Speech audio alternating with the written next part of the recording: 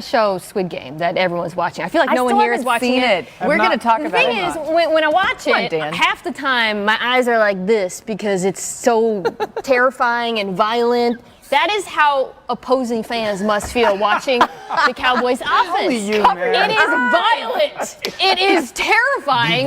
It is an unstoppable killing machine. I mean, I don't know what else can we say about this offense? They beat you every kind of way. This week, especially, what jumped out was how dang good Dak Prescott was on third down. Best in the NFL of any of the quarterbacks this weekend. And just look at these stats. Okay, QBR, for anyone who doesn't know, that's a 0 to 100 scale. 99.7 on third down. So the highest you can get is 100? Yes, banana. The ash, your hoe we tapping and pass it like magic. No, we not asking, we see it, we grab it. Diamonds they flash and go blind when I'm passing. Mask on, I'm clapping, no mask on assassin. Jugging, we snatching, all black is the fashion. We not the same, bro, just look at the fabric. Hey, what's good, everybody? It's your boy Comment. We back with another video, man. Hey, man, real quick. As you seen in the first clip, yeah, man, I agree. I totally agree. This offense is scary, and what makes this offense so scary, right? In 2016, right, Dak Prescott rookie year when the O-line, probably like the last year that the O-line was dominant, so to speak, and pushing people back. We dealt with a rookie Dak Prescott then. You know what I'm saying? He was a rookie. See, now what makes this offense so scary is the offensive line is playing at an elite level, and now you get elite quarterback play on top of the O-line, pushing people back in the run game, flourishing. So it makes it that more dangerous. There's no coverages. It's like Dak really has no weaknesses as a quarterback now. Like, he can make every throw. He can read every defense. And, of course, every quarterback's going to have a off throw here and there, throw an interception or two every once in a while. Or, like, it's part of the game. It's football. It's like you playing quarterback and don't expect to ever be sacked. It don't matter how good your O-line is. You're going to be sacked eventually during the course of the season. And then it's like, I watch it and I say, me personally, when I watch games, I like to, and I watch other people's teams, I like to put it in context, like, what could them guys do to combat us? You know what I'm saying?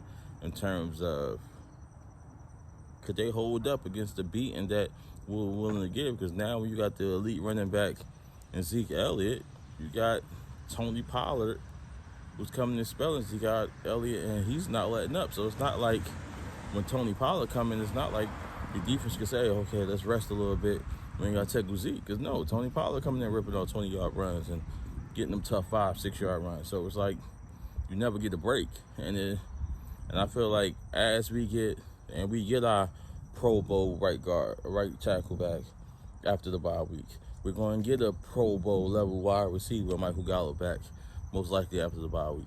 So it's just, that just adds on to the devastation, in my opinion, because now, say if we move Terrence Steele to swing tackle or something like that, he's been playing great.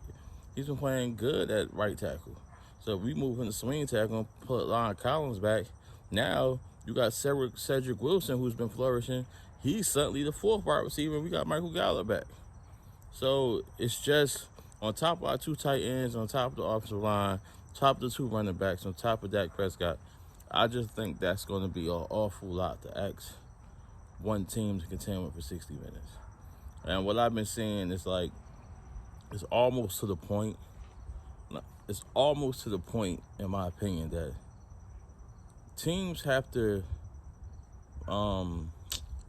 depend or bet on us to get turnovers or turn the ball over for them to have a way to stop us, to basically stop the bleed, and so they can basically, establish something offensive-wise, because as of right now, it hasn't been a team that we couldn't go up and down the field on. Like, because let's not get it twisted. Carolina was the #1 defense in the NFL when we played them, right? Went up and down the field. I mean, I know a lot of people might say that's based off the numbers and the competition. I mean, yeah, I get that too, but based off of the numbers and the competition, based off the numbers, period, they were number one in defense. And then you seen them last week versus Philly. Philly offense ain't very good, but they had injuries last week and still was basically held Philly in check. So you got them. You got Tampa Bay, who everybody told us that was going to be the toughest matchup, and they secondary was this and that, and threw for 400 yards on them. You know what I'm saying? On to the Chargers. Like, it was a great game, but we're the only team to hold the Chargers to 17 points, and we only scored 20, but we went basically up and down the field on them. We had over 200 yards rushing on them.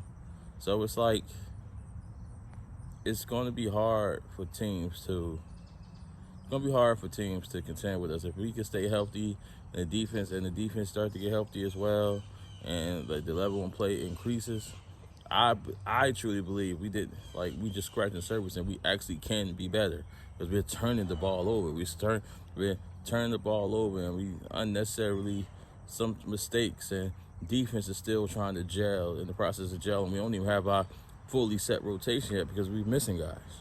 So it's a good thing that we ain't hit our peak yet, but I just think we could be dangerous, man. Another thing is, I see we got the Cardinals late in the year. Right now, us and the Cardinals looking like the team to beat in the NFC and Tampa Bay. So we already played Tampa Bay, so that'd be even better, a greater test too. That'd be a great test too, because now, as it stands now, we done played both the big dogs in the NFC, and we're currently one of the big dogs in the NFC as we're playing right now. So just my thoughts on that. Now, let me know what y'all think in the comments. Always remember to like and subscribe. It's your boy Combo. Salute.